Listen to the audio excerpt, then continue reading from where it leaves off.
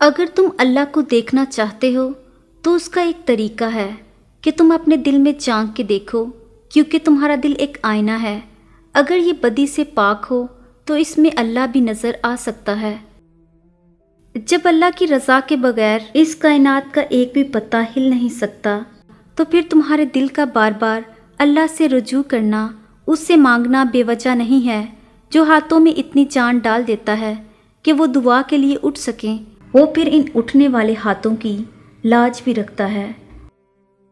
جب رات بھر تمہاری آنکھوں میں نیند نہیں اترتی اور تم بے سکونی کی حالت میں اپنے خالق کے روبرو سجدہ کرنے لگتے ہو، وہی ایسا لمحہ ہوتا ہے جب تم اس کی محبت کو سانس سے بھی زیادہ اپنے قریب پاتے ہو۔ انسان کوئی کھیلنے کی چیز نہیں۔ اگر آپ کسی کے جذبات کا مذاق بنا بیٹھے ہیں تو معافی مانگے اس شخص سے، ورنہ کل کو آپ اس کی جگہ کھڑے ہوں گے۔ مکافات عمل ہو کے رہتا ہے، اس لیے انسانوں کا دل توڑنے سے گریز کریں۔ دوسروں کا دل توڑنے والے کو اللہ پاک ایسے توڑتا ہے کہ اس کا جینا بھی مشکل ہو جاتا ہے۔ لوگ بے جان چیزوں کے ٹوٹنے پر برہم ہوتے ہیں، اداس ہو جاتے ہیں، لیکن انسان کا دل توڑ کر نہ کبھی کوئی برہم ہوا ہے نہ اداس ہوا ہے، کیونکہ ہم لوگ چیزوں سے محبت کرتے ہیں، انسانیت سے نہیں۔ زندگی میں اللہ سے اس کی رضا کے ساتھ ساتھ سکون والی زندگی کی دعا بھی مانگا کریں۔ ہم اپنی دعاؤں میں بہت ساری چیزوں کو طلب کرتے ہیں، لیکن سکون کو مانگنا بھول جاتے ہیں۔ جب زندگی میں ہر چیز ہو اور سکون نہ ہو تو زندگی کی تمام اشیاء بے وقت ہو جاتی ہیں۔ اگر کوئی انسان آپ کو عزت دیتا ہے تو اس کا یہ مطلب نہیں کہ آپ بہت عظیم انسان ہیں، بلکہ یہ کہ وہ انسان خود ایک اعلیٰ ظرف انسان ہے۔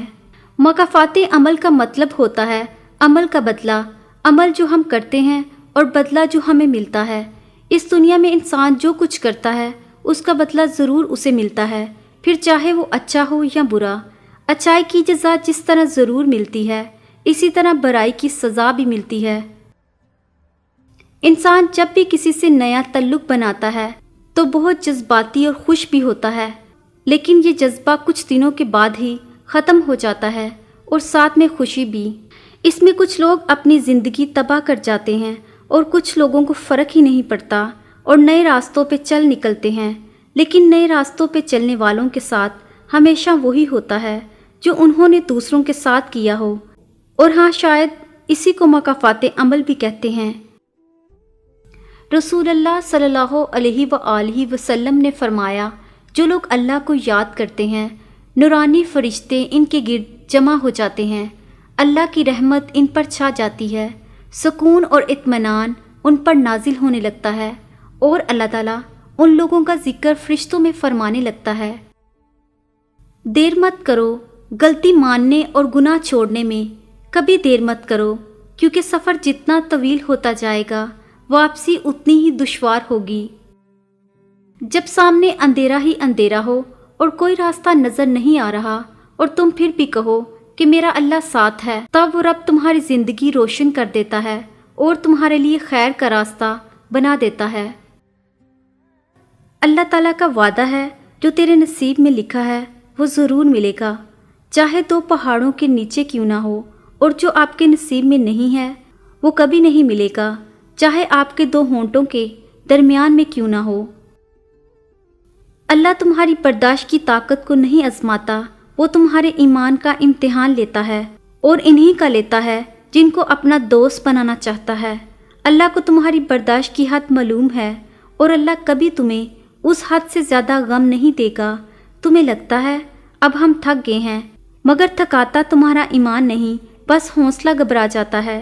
جب اللہ کن کہتا ہے تو ناممکن ممکن بن جاتا ہے، اور دعائیں مقدر پہ باری پڑ جاتی ہیں۔ جب تم محسوس کرنے لگو کہ آخری حد تک آزمائے جا رہے ہو تو سمجھ جاؤ کہ تمہارے معاملے کا فیصلہ اور اللہ کی جانب سے مدد کا وقت یقیناً بہت قریب آ رہا ہے۔ بس تم اللہ کی جانب سے آنے والے حکم کے انتظار میں صبر کیے رہو۔ اللہ کسی بھی حال میں تمہیں دربدر نہیں ہونے دے گا۔ اگر تمہیں یہ جاننا ہے کہ تمہارے ساتھ چلنے والا انسان تمہارے ساتھ مخلص ہے یا نہیں، تو تم یہ دیکھو کہ تمہارے ساتھ غصہ ہونے کے بعد وہ تمہارے بارے میں کیا سوچتا ہے، کیسی رائے رکھتا ہے اور تمہیں کیسا مشورہ دیتا ہے۔ تم کہتے ہو کہ درد اب برداشت سے باہر ہو گیا، اللہ کہتا ہے کہ وہ کسی جان پر اس کی طاقت سے زیادہ بوجھ نہیں ڈالتا۔ تم کہتے ہو کہ یا اللہ میں ہی کیوں؟ وہ کہتا ہے کیونکہ میں تم سے محبت کرتا ہوں، اور اللہ جن سے محبت کرتا ہے ان کو ہی آزمائش میں ڈالتا ہے۔ اس سے کوئی بات چھپی نہیں رہتی، دل بعد میں سوچتا ہے اور وہ پہلے ہی سب جان جاتا ہے۔ وہ جانتا ہے ضبط کرنے کی سکت نہیں رہی، وہ جانتا ہے دل ٹوٹ گیا ہے، وہ جانتا ہے اس کا بندہ بہت کمزور ہے۔ جب سب سو جاتے ہیں سکون کی نیند، تب وہ جانتا ہے کہ اس کا ایک بندہ اب بھی جاگ رہا ہے، غم کے مارے تڑپ رہا ہے، ایک ایک زخم ایک ایک اذیت سے واقف ہے۔ وہ رب سب جانتا ہے کہ کس نے رات سو کر گزاری اور کس نے رو کر۔ دل چھوٹا مت کریں، وہ رب دیکھ رہا ہے، وہ رب سن رہا ہے، وہ تمہاری خاموشی میں چھپے درد تک کو محسوس کر رہا ہے۔ بس یقین رکھو اس پر، وہ جواب دے گا، ضرور دے گا۔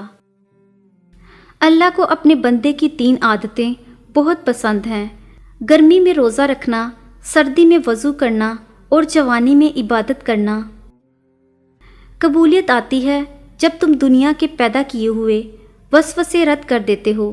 اللہ کیسے نہیں دے گا تمہیں، وہ جس کے لیے تم سجدوں میں آہیں بھرتے ہو، وہ تو تم میں ہی رہتا ہے، جسے دن رات تم آسمانوں میں ڈھونڈتے ہو۔